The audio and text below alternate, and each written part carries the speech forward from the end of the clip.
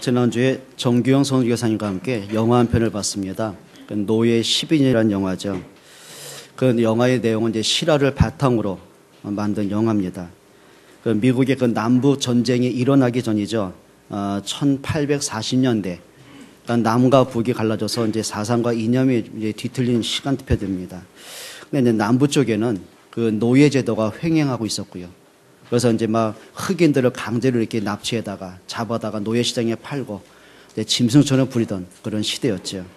근데 북부에 속한 그 뉴욕에 그 흑인이지만 자유인으로 살던 솔로몬 노섭이라는 사람이 있습니다. 이 사람이 남부럽지 않게 이렇게 행복한 이제 가정생활이 가는데 누군가에 의해서 이제 사기를 당하고 그리고 이제 만취를 시킨 상태에서 노예 상인에게 팔아버리죠.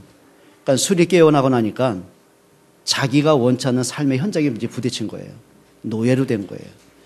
그때부터 12년간을 사람인데 사람 대접을 못 받는 짐승보다 못한 삶을 살아갑니다. 숨을 쉬고 살기는 사는데 소망이 끊어져 버린 인생을 살아가죠. 자, 그러다가 이 사람이 일하는 그 집에 어느 백인이 이제 그 한 자그마한 그 집을 건축하는데 백인이 이제 일하러 들어와요. 근데 그 백인이 솔로몬 노섭하고 이렇게 같이 일하면서 대화를 나누는 중에 도대체 노예라고 보기에는 너무 아까운 사람이에요. 그러다가 솔로몬이 자기가 노예로 끌려오기까지의 억울한 그동안의 그 아팠던 일들을 12년 세월을 이제 고백을 합니다. 이 사람이 그걸 듣고는 이제 보안관에게 신고를 하죠. 그러니까 보안관이 증거가 있어야 되잖아요. 그러니까 이제 그 백인이 그 솔로몬한테 그 소개받은 사람을 이제 그 뉴욕으로 가서 찾아서 데리고 옵니다. 그러면서 이 사람이 증인이 되고요. 억울하게 12년 동안 노예 생활이 끝이 나고 그리웠던 가족 품에 이제 안기게 됩니다.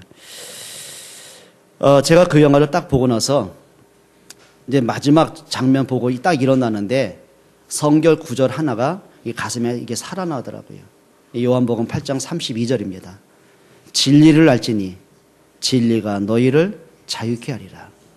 근데 영화 한 편을 보고 났는데 그게 뭐 어떤 가상적인 영화가 아니라 실제를 바탕으로 하다 보니까 이게 마음에 와닿는 게 또 다르잖아요. 이런 생각이 들더라고요. 그래, 저 솔로몬 노섭은 12년 동안 억울하게 노예로 살았지만 현대인은 노예로 살지 않는가 하면 그게 또 생각이 되더라고요. 여러분, 사람들의 영적인 현주소를 압니까? 현주소. 자, 모든 사람은 태어나는 그 순간 사람은 영적 문제에 갇혀 태어납니다. 창세기 3장에 보게 되면 인간은 창조 때부터 하나님을 만나도록 지음을 받았어요. 사람이 그렇게 강구하던 그 행복은 하나님을 만날 때 행복하게 창조되었어요. 그러니까 하나님의 창조의 원리를 보면 간단합니다. 하나님이 물고기를 만들고는 반드시 그 물고기는 물에 살게 하셨어요. 그게 창조의 원리고 그게 생명의 원리입니다. 물고기가 물을 떠나서는 살 수가 없어요. 죽음이에요. 하나님이 나무를 만드시고는 반드시입니다. 그 뿌리를 흙에 심게 하셨습니다.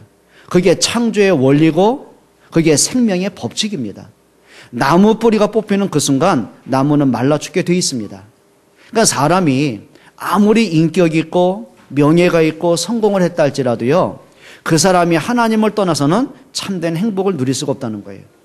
여러분, 실제로 여러분 주변을 보시면서 나는 아침에 눈 뜨는 게 너무 행복하다, 이런 분 만나보셨습니까?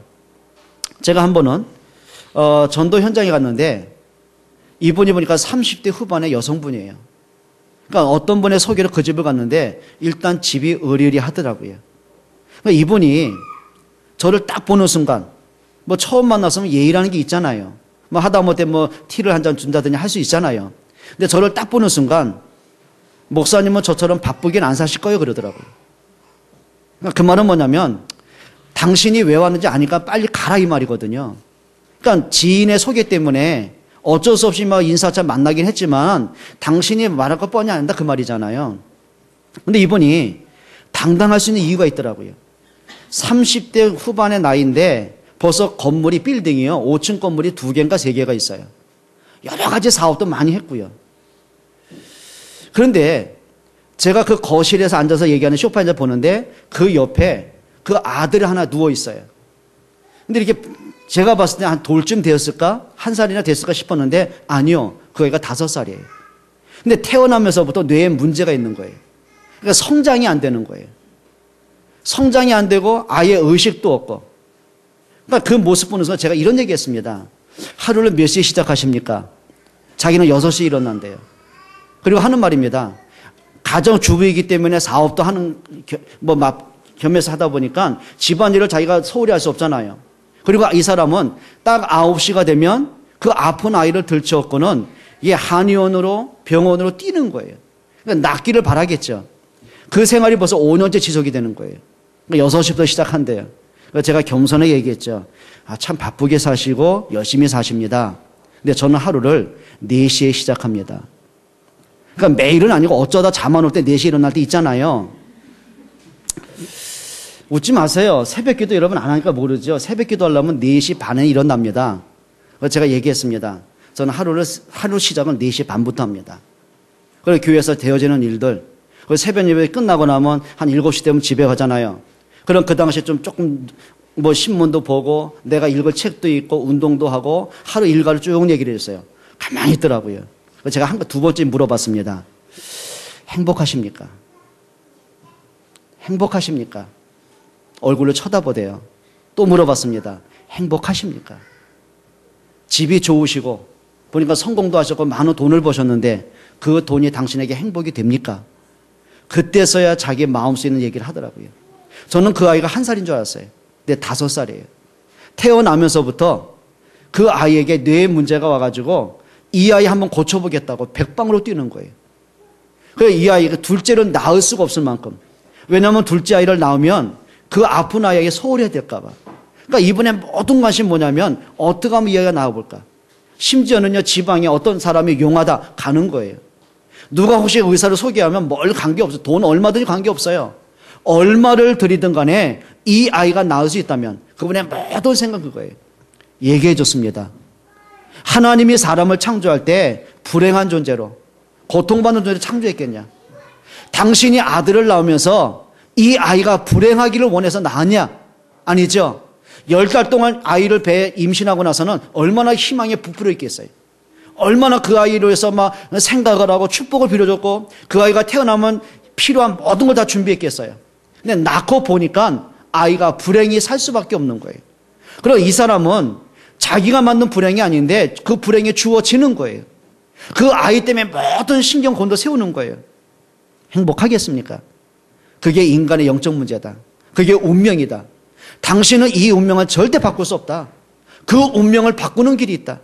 당신이 진짜 행복한 길이 있다. 복음을 말하기 시작했어요. 근데 나중에 이분이 복음을 다 듣고는 예수님을 영접하시더라고요. 여러분 사람들이 진짜 행복하다고 보십니까? 그러면 우리 집엔 병자가 없으니까 우리 집엔 행복하다고 생각하십니까? 진짜 그렇게 생각하십니까? 나는 배울 만큼 배워서 가질 만큼 가져서 행복하다고 생각하십니까? 절대 그거는 착각이겠죠.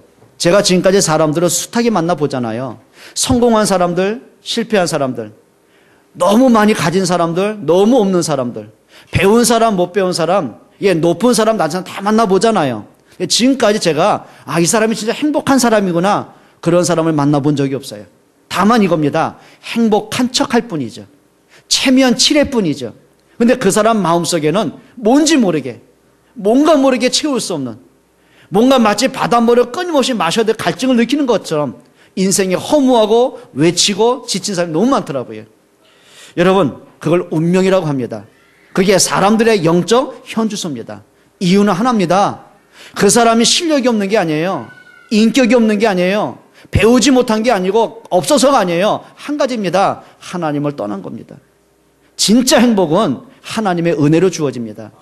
하나 무식한 예를 한번 들어볼게요.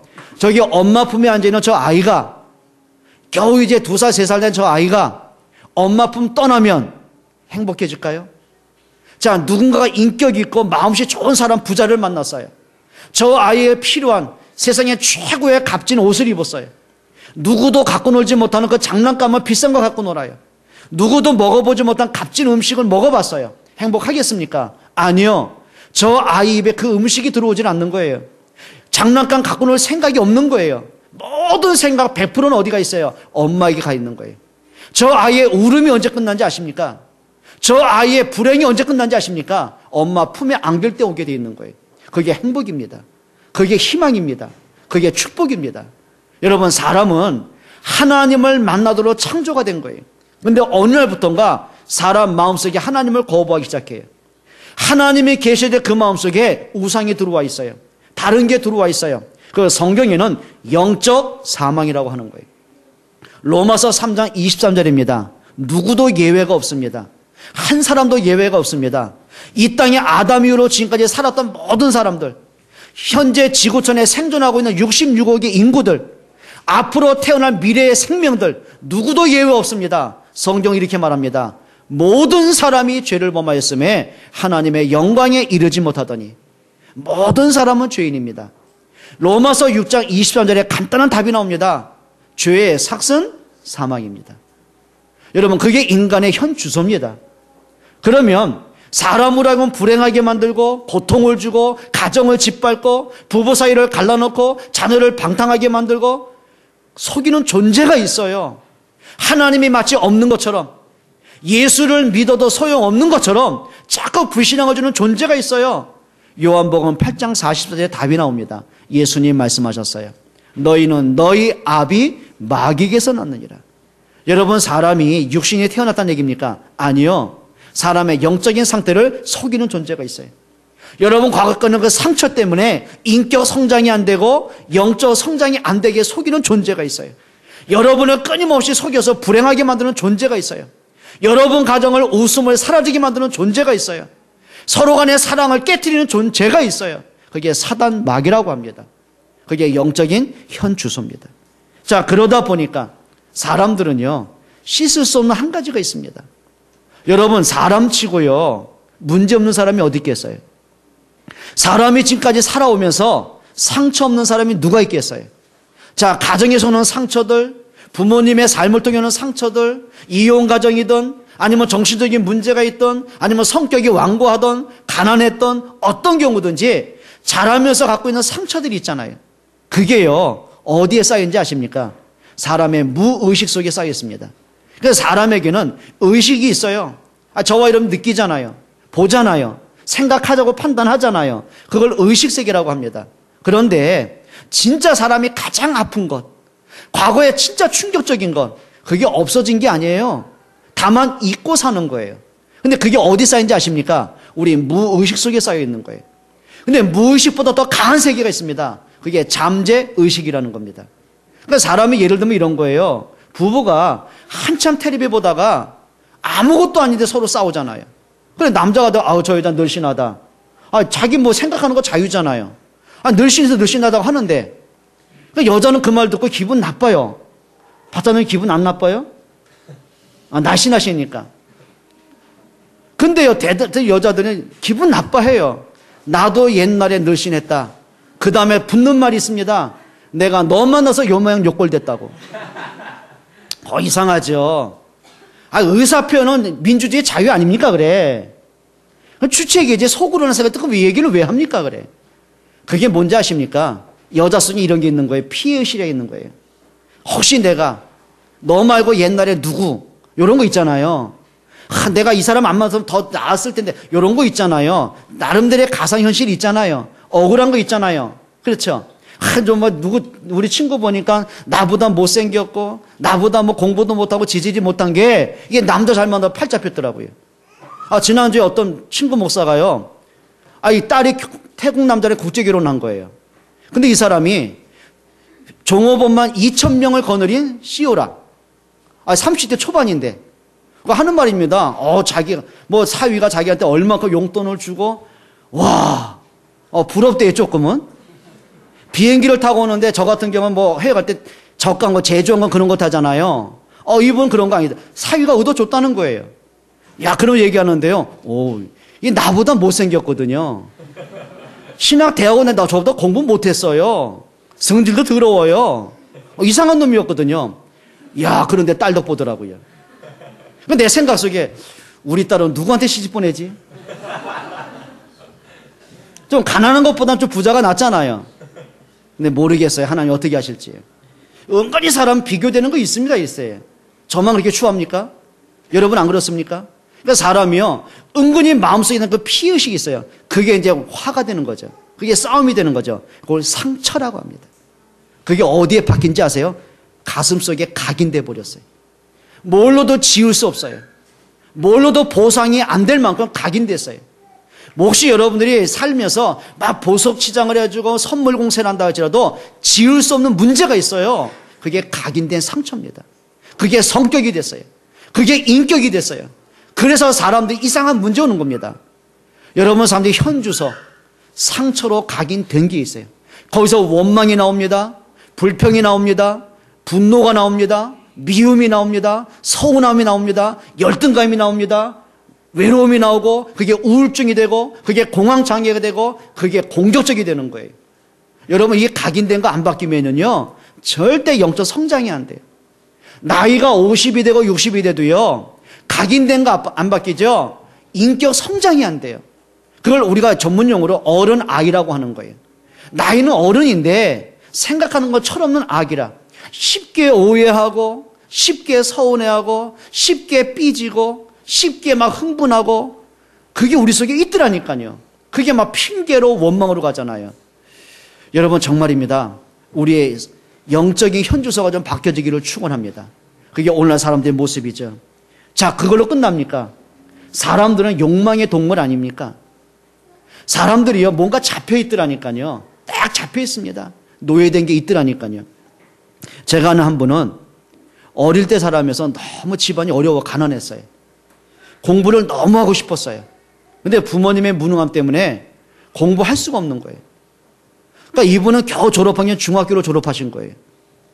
제가 봐도 참 똑똑해요. 야, 뭔가 모르게 이 사람은 대학에서 막 전문 학위를 받고서 나온 지식이 아니라 자기 속에 살면서 이게 터득한 이 지식이 있잖아요. 뭔가 배울 게 참 많더라니까요. 근데 이분이 한이 있는 거예요. 내 자식은 이렇게 안 키우겠다. 내 자식은 이렇게 안 키우겠다. 그 이분이요, 모든 수입이 있으면 아이 학원비로 다 되는 거야, 사교육비로. 하여튼 이름 있는 뭐 명문학원, 무슨 뭐 고액학원 막 보내요. 근데 돈이 되느냐? 그러니까 그 자기 와이프도 이제 식당에서 일을 하잖아요. 자, 그러니 그 한을 품고 아이를 키울 때요, 자상하겠습니까?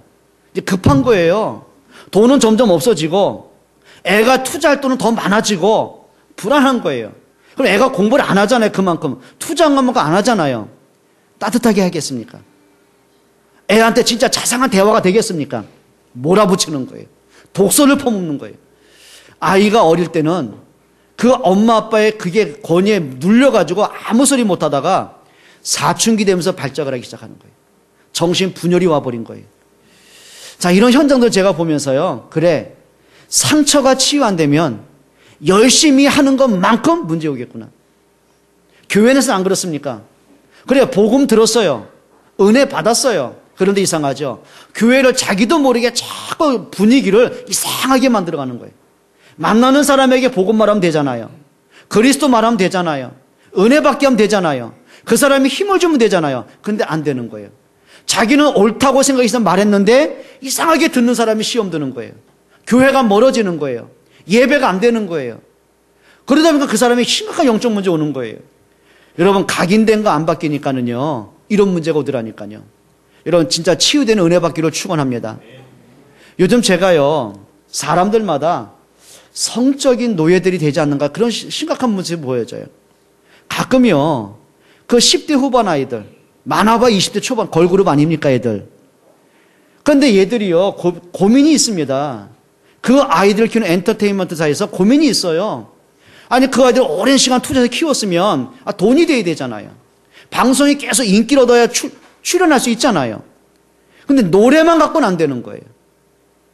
뭐 합니까? 옷을 벗기기 시작하는 거예요. 노출을 하기 시작하는 거예요.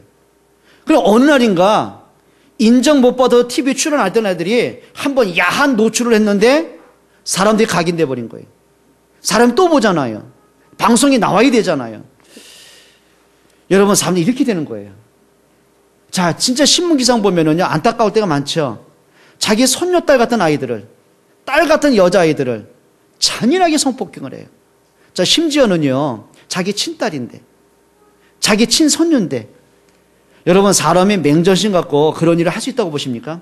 아닙니다. 사단에게 잡힌 겁니다. 영적 문제에 갇혀버린 겁니다. 생각에 갇혀버린 겁니다. 그러니까 이게 옳다 틀리다 분별이 안 되는 거예요. 그것뿐이겠습니까? 어떤 사람은 술에 잡힌 거예요. 어떤 사람은 도박에 잡히는 거예요. 어떤 사람은 돈이 노예가 되는 거예요. 자, 그러다 보니까요, 이게 자꾸 문제가 발생됩니다. 세상에 가면 가서 이런 문제입니다. 그래서 디모데후서 3장에 보면 이렇게 말합니다. 말세에는 고통하는 때가 이른다. 세월이 갈수록, 과학이 발달할수록, 문화가 높아지고 지식이 높아질수록 사람들의 생각이 건강해지고 가정이 행복해지고 사람이 인격적으로 성장하는 게 아니라 가면 갈수록 인간은 타락하고 인간은 영적 문제가 급증한다는 거예요. 그게 인간이 갖고 있는 현 주소입니다. 여러분 정말 한번 생각해 보세요. 복음이 아니고 진짜 그리스도가 아니고 인생의 답을 얻을 수 있겠는가? 한번 인생의 분명한 답을 얻는 시간 되시기를 축원합니다. 두 번째입니다. 하나님은 우리에게 인생의 참된 해답을 주셨습니다. 여러분, 하나님이 아담과 하와가 하나님을 떠났을 때, 영적 사망이 왔을 때, 가정의 불행의 그림자가 계속 그리울 때 하나님 주신 답이 있습니다. 딴 거 아니에요. 하나입니다. 뭘 주셨습니까? 창세기 3장 15절에 하나님은 영적인 일에는 영적인 답을 주셨어요. 여자의 후손이 오시면 뱀의 머리를 상하게 할 것이다. 하나님은 아담이 멸망한 이후에 지금까지 다른 걸 강조한 적이 없어요. 하나님은 하나를 약속하셨어요. 예수가 그리스도로 이 땅에 오신다는 거예요. 그래서 성경에는요, 창세기부터 말라기까지 하나를 얘기합니다. 예수가 그리스도로 이 땅에 오신 걸 얘기합니다. 여러분 진짜 복음으로 인생의 답을 얻기를 축원합니다. 이렇게 보시면 되겠죠. 저 아이가 엄마 아빠 놓치면 안 된다는 건 몰라요. 애들은. 한 번은 저희 큰아이가 은총이가 그때 몇 살 때인가요? 4살인가 5살인가 인천에 살 때인데요. 엄마랑 손잡고 있는데 엄마도 짐이 들었으니까 어쩔 수 없겠죠. 그러다 이제 사람이 정거장이 많은데 버스를 타는데 이 녀석이요, 사람 밀려 타니까 거기에 휩싸여가지고 타버린 거예요. 그러니까 지 엄마가 보니까 애가 없어요. 순간적으로 없어졌어요. 근데 보니까 버스 창문으로 애가요, 있는 거예요. 그러니까 이 녀석은 타고서도 엄마가 안 탄지를 모르는 거예요. 차가 출발했다면 어떻게 되겠습니까? 어떻게 되겠습니까? 그러니까 애들은 그런 의식이 없는 거예요. 비로소 엄마가 안 탄 걸 보고 울겠죠. 그러니까 엄마가 소리치니까 기사가 눈치채고 엄마를 태우고 애를 데리고 내리게 한 거예요. 여러분 사람이야 순간입니다. 아이가 그래 내 엄마 손 놓치면 불행이 온다 알겠습니까? 쥐 생각대로 가는 거예요. 자, 한번 된통 혼대고 나서 애가 충격되니까 그때부터 엄마 손을 안 놓잖아요. 그래서 사람은 한 번쯤 혼나봐야 옆에 분에게 인사하세요. 혼나기 전에 정신 차리세요. 아, 정말이에요. 혼나기 전에 정신 차리라니까요. 제가 아는 한 분, 집사님 한 분은 하여튼 자기 멋대로 사는 분이에요. 그러다가 위암이 오셨어요. 그때서부터 조심하더라고요. 먹는 거 조심하고 일절 술에 입에 끊어버리고 정신 차리고 나니까 아, 건강이 이렇게 좋구나 그때 알더라고요. 한 번 더 인사하세요. 인상 팍 쓰고 와서 이럴 때는 하나님이 손보기 전에 정신 차리세요. 이런 거 웃으면서 하면 안 돼요. 인상 팍 쓰면서 하세요. 여러분 정말 부탁합니다. 하나님은 답을 주셨습니다. 그리스도 안에 모든 답을 주셨습니다. 여러분 요한복음 20장 31절에 보면 하나님이 성경을 기록한 목적이 있습니다. 이 성경을 기록한 유일한 목적, 예수께서 그리스도이심을 믿고 영생을 얻게 하려 함이라. 하나님 주신 답입니다. 사망에 묶인 자에게 생명을 주는 답으로 그리스도가 오셨습니다. 죄 문제로 멸망받을 인간에게 죄 문제를 십자가에서 해결하기 위해서 그리스도가 오셨습니다. 그렇죠? 로마서 8장 2절입니다. 모든 인간은 운명에 묶여 있잖아요. 성경이 이렇게 말합니다. 그리스도 예수 안에 있는 생명의 성령의 법이 너희를 죄와 사망의 법에서 해방했느니라. 요한복음 8장 32절입니다. 진리를 알지니 진리가 너희를 자유케 하리라. 영적 사망에서 해방되는 길이 있습니다. 그리스도 한 분입니다. 여러분 과거의 상처를 치유받는 길이 있습니다. 그리스도입니다. 여러분 이제는 진짜 복음으로 회복할 수 있기를 축원합니다. 자, 그리스도로 우리의 영원한 배경이 바뀌었어요. 요한복음 1장 12절 이렇게 말합니다. 영접하는 자, 곧 그 이름을 믿는 자들에게는 하나님의 자녀가 되는 권세를 주셨으니. 뭐라고요? 그리스도로 생명을 얻고 하나님의 자녀가 됐어요. 옆에 분에게 물어보세요. 진짜 예수를 믿으십니까? 답해 보세요. 믿으면 믿어진다. 아직 아리까리하면 아리까리하다. 한번 얘기해 봐요. 진짜 믿으십니까? 그 그리스도 믿는 것 때문에 하나님의 자녀가 됐습니다. 여러분 생명은요 사람의 노력으로 되는 게 아니에요. 우리 아이들이요 엄마 아빠 자녀가 되는데 노력했습니까? 엄마 아빠 자녀가 되는데 무슨 뭐 자기가 무슨 엄마한테 무슨 뭐 팁을 줬습니까? 없어요. 생명은 하나님이 주시는 거예요. 엄마 아빠는 저 현신이 낫겠다고 문건사가 현신이 저런 애 낫겠다고 계획했습니까? 아니요. 낳고 보니까 현신이라. 맞죠? 생명은 하나님이 주시는 거예요. 우리가 구원받는 건 내 노력이 아닙니다. 내가 예수를 몇 년 믿어야 되고 뭔가 헌신 그게 아니고요. 그리스도를 내 구주로 영접하는 그 순간 자녀가 됩니다. 그래서 그걸 은혜라고 합니다. 그러니까 은혜가 뭐냐면 자격이 없는데 하나님이 일방적으로 주신 것을 은혜라고 합니다. 여러분 하나님 앞에 은혜 받으신 걸 감사할 수 있기를 축원합니다. 다 물어드셔야 돼요. 그러면 적어도 여러분들이 진짜 복음 안에서 내가 어떤 축복의 사람인가를 발견하셔야 됩니다. 옆에 분에게 한 번 더 인사하십시다. 당신은 축복의 사람이십니다. 한번 얼굴 좀 표정 좀 보세요. 축복받은 사람 표정인지를. 우리가 성가되어는 하나님 앞에 축복받은 사람이십니다. 그런데 진짜 그 축복받은 게 뭔가를 알아야 되잖아요. 우리 장자노님 어떤 축복인지 아셔요? 얘기해봐요. 일단 멋있는 목사를 만난 게 축복이죠. 저거 표정이 굳어지잖아요. 근데 그건 안 믿어도 좋아요. 우리 장자노님 가슴속에 영혼 속에 그리스도가 주인 되신 걸 믿으십니까? 근데 옛날에 저분 불신자였거든요. 그렇죠? 예수는 어디서 그랬던 분 아닙니까? 그죠? 그렇게 부정했던 예수가 왜 믿어집니까? 그걸 하나님의 은혜라고 합니다. 여러분 진짜 그 은혜에 감사하기를 축원합니다. 하셔야 됩니다. 복음으로 진짜 행복한 축복 누리시기 바랍니다. 진짜 복음 때문에 행복한 응답 누리시기 바랍니다. 여러분 이렇게 보시면 됩니다. 아까 말씀드렸던 사람이 갖고 있는 상처, 각인된 것, 잘못된 굳어진 체질 언제 바뀌는지 아세요? 설득한다고 바뀔까요? 예? 여러분 막 술에 알코올 중독됐던 사람들에게 당신 이러면 건강 해친다, 가정에 불행 온다 아무리 외쳐보세요. 이 사람이 바뀔 것 같아요? 그 사람 바꾸는 길은 하나입니다. 그 사람이 진짜 복음 속에 들어오는 겁니다. 제가 아는 한 분은요. 이분은 한전을 하던 분이에요. 그러니까 전기 기술자예요. 제법 컸어요. 일하던 사람들이 꽤 많이 있어요. 일거리 많았어요. 근데 이분은 하여튼 아침 새벽부터 술 없이는 눈이 안 떠지는 사람이에요. 그리고 낮에 늘 술에 찌든 사람이에요. 그러니까 일이 되겠냔 말이에요. 그러니까 이분이요 참 안타까운 게 뭐냐면 근데 교회는 나와요 또 이렇게. 그리고 하여튼 술에 취하면 전화가 와요. 그 전화 와가지고 목사님 그런 얘기 안 해요. 일단 욕부터 해요. 18. 그러니까 한 번은 제가 어디 급하게 가는데 전화가 왔어요. 술 취했어요. 집사님 미안합니다. 내가 지금 급한데 내가 준비하고 내가 차 타고 운전하면서 전화 드릴게요. 그럼 지금 급하니까 제가 조금 이따 다시 할게요. 그 말이거든요. 그럼 네 그리고 끊으면 되잖아요. 맞바로 문자가 왔어요. 뭐라고 왔을 것 같아요? 예?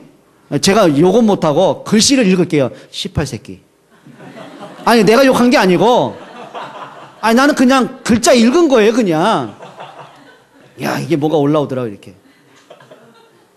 그래서 내가 약속한 대로 운전을 전화했지 않습니까?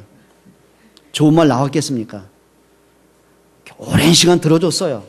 그러니까 그 사람은 술만 취하면 썩이는 게 근데 술이 안 취하면 너무 착해요 또. 그러더니요 시험 들었다 교회 떠났어요 어느 날. 그런데 이 양반이 드디어 언젠가 저를 만난 거예요. 교회 일 때문에 좀 만났어요. 하는 말이, 목사님, 저 술 끊으시오 그러더라고. 너무 놀래가지고. 어떻게? 몰라요? 술만 냄새만 맡아도 속이 뒤집어져요 그러더라고. 한 번은 술을 먹었는데 진짜 이게 속이, 장과 위가 뒤집어지는데 이게 끊어지는 것 같은, 이상하다. 또 먹어봤대, 오기로. 또 역시. 그 다음에 술 냄새만 그 정도가 아니라, 이게 뭐 식당 가면 참이슬 선전 나오잖아요. 이거 누가 또 이렇게 인상이 또 은혜를 받고 있는데, 참이슬 소리에. 아우, 진짜 은혜 받네요. 근데요, 술 선전만 보는데 이게 뒤집어지는 거예요. 내가 진짜 하나님이 뒤집어 놨구나. 이상하더라고요. 기도는 내가 하고 모욕은 내가 당했는데 응답은 다른 데서 받고 있더라고요. 너무 감사하더라고요. 하는 말입니다. 새벽 기도한 지 3년 뒤에 쉬고 그러더라고. 와, 그렇게 바뀔까? 복음이 들어가면 바뀝니다. 생명이 삽니다. 여러분, 사람이요, 설득한다고 되는 게 아니더라고요. 진짜 여러분이 복음을 누리는 것만큼 운명 바뀌게 돼 있어요. 진짜 여러분이 복음 때문에 행복이 되어지는 것만큼, 복음이 믿어지는 것만큼, 진짜 내가 복음에 깨달아지고 누려지는 것만큼 영적 문제 바뀌게 돼 있어요. 가문의 저주 끝나게 돼 있어요. 여러분, 우리가 사단을 물러가라 그러면 안 해도요, 복음을 누리는 사람은 사단도 압니다. 맞습니까? 우리가 말을 잘하는 게 아닙니다. 진짜 내가 믿어지는 그리스도를 말할 때 듣는 사람이 변화가 되게 돼 있는 거예요. 여러분, 진짜 복음 때문에 행복하시기를 축원합니다. 하셔야 됩니다. 여러분, 이제는 복음이 깊이 확인돼야 돼요. 3가지는 하세요. 요한계시록 1장 3절에 보니까 진짜 복 있는 사람이 누구냐? 이 말씀을, 하나님의 말씀을 읽고 듣고 지키는 자가 복이 있다고 그랬어요. 자, 지난주에 우리 약속했지요? 뭐 약속했어요? 예, 적어도 우리가 사순절 기간 동안에, 부활주일이 4월 20일이에요. 앞으로 이제 40일이 남았어요. 부활주일까지 우리가 성경 신약은 한독은 한번 해보자. 한번. 혹시 지난주에 그 약속 붙잡고 마태복음 1장 읽다가 책 덮은 분 있지요? 맨 낳고 이렇게. 뭘 낳고 하나만 낳지 그래. 계속 낳냐 말이에요. 예? 지루하죠? 근데 그게요, 하나님의 메시지입니다. 저는요, 월요일날 새벽에요, 하나님이 잠을 안 자요. 새벽 1시 반에 눈 떴어요. 그래서 교회로 왔어요. 일단은 제가 지난주 강단 메시지 말씀 묵상하면서 성경을 피기 시작한 거예요. 1장을 읽었어요. 알고 있는 얘기잖아요. 왜 그렇게 은혜가 됩니까? 말라기 성경이 딱 끝나고, 말라기 성경 구약 성경이죠. 그 성경 구약 성경이 딱 종료되고 마태복음 1장 넘어오기까지 그 시간이 400년이 걸린 거예요. 그러니까 400년 동안 언약이 끊어진 거예요. 그리고 마태가 예수님을 만나고 나서 성경을 처음에 기록한 첫 장이 뭔지 아십니까? 아브라함과 다윗의 자손 예수 그리스도의 세계라. 야, 하나님이 구약에 언약하신 그분이 실제로 오신 거예요. 사람이 만든 조작된 신화가 아니라 하나님이 언약한 그분이 육신을 입고 이 땅에 오신 거예요. 하나님이 사람으로 오신 거예요. 그런데 그 낳고 중에서요, 여자 4명이 나옵니다. 누구죠? 다말. 그 다음에 바세바의 아내 우리아의 아내 바세바. 그 다음에 누구예요? 예? 여리고에 있었던 라합. 또 한 사람 누구예요? 마리아. 여자 4명 문제투성입니다. 다말이 누군지 아십니까? 그 당시에 이 사람들은 아이를 못 낳고 죽으면은 내가 저주받은 여자 욕먹잖아요. 그 당시에는. 지금은 관계없죠. 그러니까 이 사람이 남편이 다 죽고 나니까 어떻게 돼요? 시아버지 유다와 동침을 해서 낳은 아들입니다. 근데 그 아들이 부정하게 난 거죠. 그 당시에는. 지금 볼 때는. 근데 그 얘기가요. 그래요. 이세의 아버지가 되고 그 사람이 다윗을 이어지는 거예요. 그러면 또 누가 나와요? 예? 바세바. 얘기 안 해도 알죠? 뭐 그 얘기 할 필요 없잖아요? 근데 이겁니다. 아, 이게 은혜구나. 그래, 진짜 이게 은혜구나. 그리고 유대인의 족보에는요, 여자가 올라갈 수가 없어요. 한국 족보도 그렇잖아요. 그런데 거기 보면은 언약의 족보가 올라가는 거예요. 아, 이게 은혜구나. 그래, 하나님은 사람은 손가락질 하는 사람들인데 하나님은 구원의 역사 이루어 가시는구나. 말씀을 보면서 많은 은혜가 되더라고요. 또 봤다니까요. 나코를 또 봤다니까요. 여러분, 성경 피시기 바랍니다. 자, 읽으셨어요?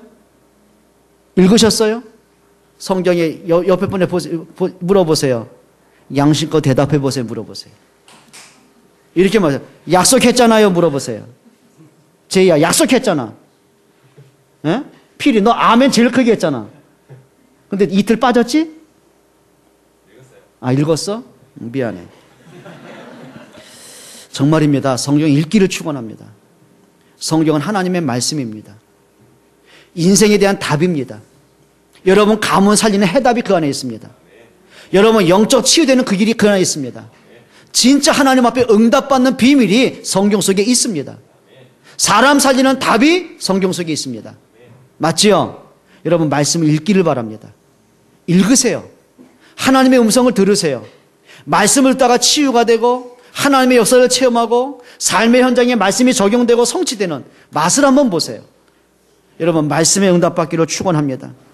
시편 1편 2절에 다윗은 이렇게 말합니다. 진짜 복 있는 사람이 누구냐? 여호와의 말씀을 주야로 묵상하는 자로다. 예, 말씀을 늘 가까이 있는 사람이 있어요.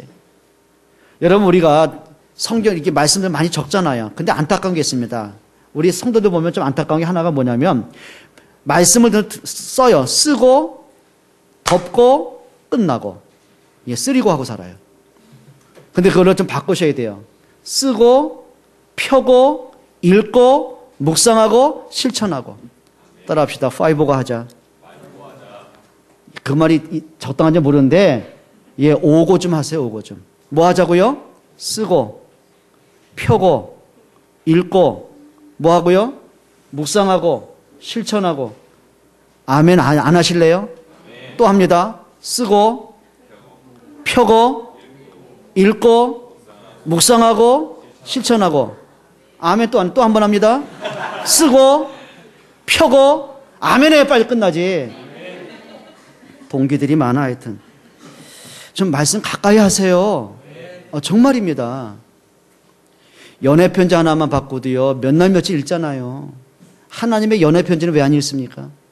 여러분 영의 양식을 좀 풍족하게 먹기를 축원합니다. 욥기서 33장 26절입니다. 욥이 하나를 합니다.